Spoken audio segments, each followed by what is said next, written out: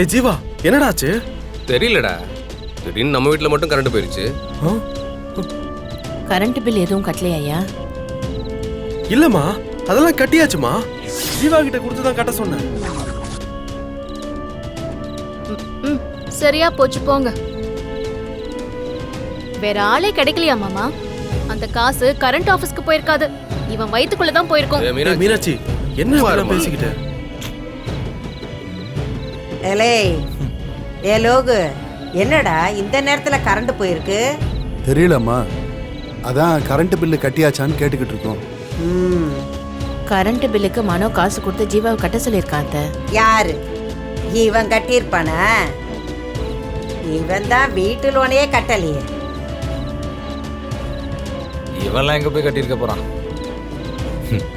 ஊதாரிங்களோட சேர்ந்து வெட்டியா செலவு பண்ணிருப்பான். ஏ சூதாடி,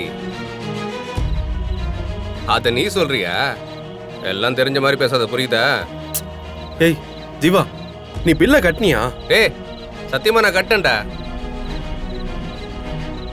பக்கத்து வீட்ல இருக்கு, போஸ்ட் கம்பெல்லாம் கூட கரண்ட் இருக்கு, இங்க மட்டும் தான் இல்ல. ஏமா தேன்மொழி, கரண்ட் இல்லாம இருட்டுல உட்காந்து எப்படி வேலை பார்க்க போற? அதான்க்கா தெரியல, வெளிச்சம் இல்லாம எப்படி எம்ப்ராய்டரி போடுறது?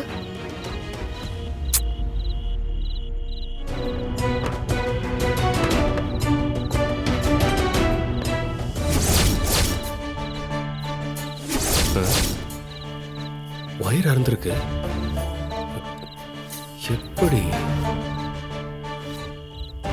யாரோ கட் பண்ணி வச்சிருக்காங்க.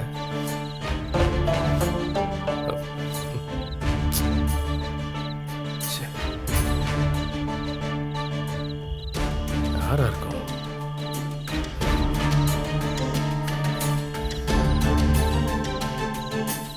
டேய், என்னடாச்சு? டேய், போர்டுல வயர்லாம் அறுந்து கிடக்குதுடா. நோட் பண்ணிட்டானே. அறுந்து இருக்கா? எப்படா? ஏதாச்சும் ஷார்ட் சர்க்கியூட்டா இருக்கும், ஒயர் ஏதாவது எரிஞ்சிருக்கும். எரிஞ்ச மாதிரி இல்ல, கட்டான மாதிரி தான் இருக்கு.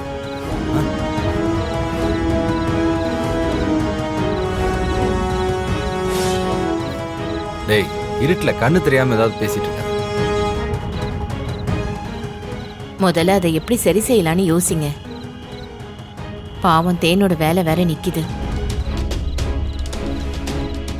மா, நான் இபி ஆபீஸ்க்கு ஃபோன் பண்றேமா, அவங்க வந்து பாப்பாங்க.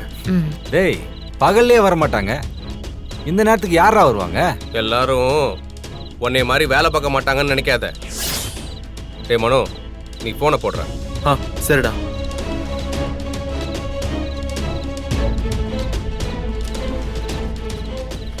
அம்மாச்சி சரி பண்ணிடுவான் போல இருக்கே. இரு பார்க்கலாம். பாப்போம்.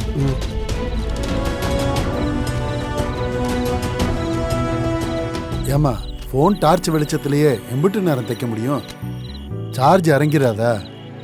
வேற வழி இல்ல மாமா, டைம் வேற போயிட்டே இருக்கு.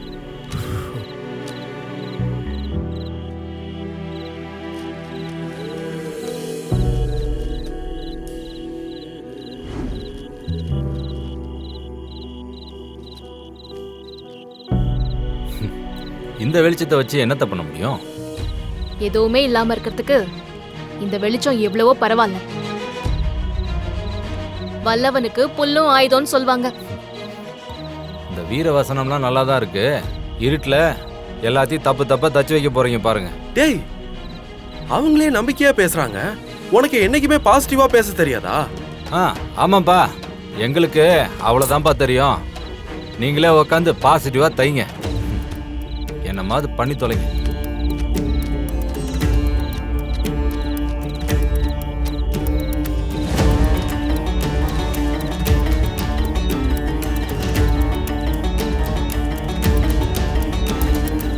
ஏமா, அந்த பள்ளிக்கூடத்துல வேணா இன்னொரு நாள் டைம் கேட்கலாமா? யாருடா நீ? புரிஞ்சிக்காதவனா இருக்க? அவங்க ஒரு டைம் சொல்லிட்டாங்க, திரும்பவும் டைம் கொடுப்பாங்களா? எதுவும் செய்ய முடியாது.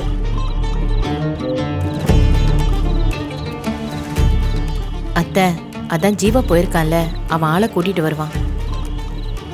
நீ அவனை நம்புறதுனால தான் மருமவளே அவன் உன்னை ஏமாத்திக்கிட்டே இருக்கான். அவன் ஊரை சுத்திட்டு விடிஞ்சதுக்கு அப்புறம் தான் வருவான் பாரு. தேனு, கரண்ட் வந்ததுக்கு அப்புறம் இந்த வேலையெல்லாம் செய்யலாம். நீ போய் சமையலை செஞ்சு முடி. அத்தை நான் போறேன் அத்தை. மருமவளே, நான் உன்னை செய்ய சொல்லல, உன் மருமவளை தான் செய்ய சொன்னேன். நான் பண்ணிடுறேன் பாட்டி. போ போ. வச்சிருத்தேன்னு.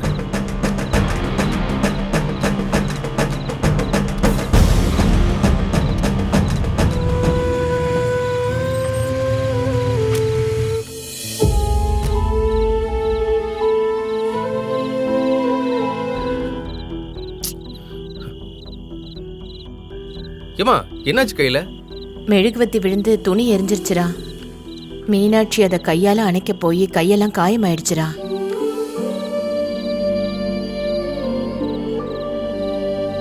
டேய், துணி தானே, வேற தச்சுக்கலாம்ல.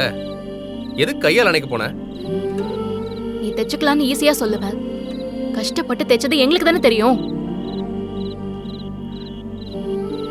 அதெல்லாம் வெட்டியா இருக்கிற உனக்கு புரியாது. ஜீவா, துணி எரிஞ்சிருச்சுல்ல, அதான் மீனாட்சி கடுப்புல பேசுறா.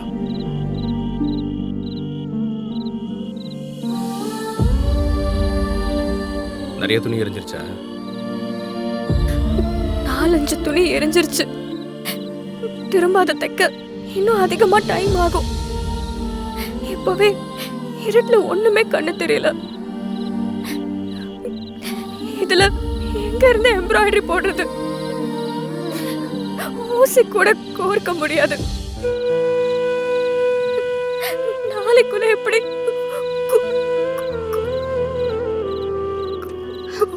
தேனு கொடுக்க முடியும்? என்ன பண்றதுன்னு ஏய் தெரியல. தேனு, நீ முதல்ல அழாத, டென்ஷன் ஆகாத.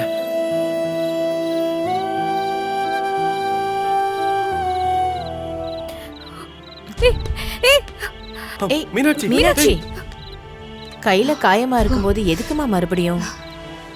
எனக்கு எதுவும் இல்லாத வேலையை முடிச்சாகணும்.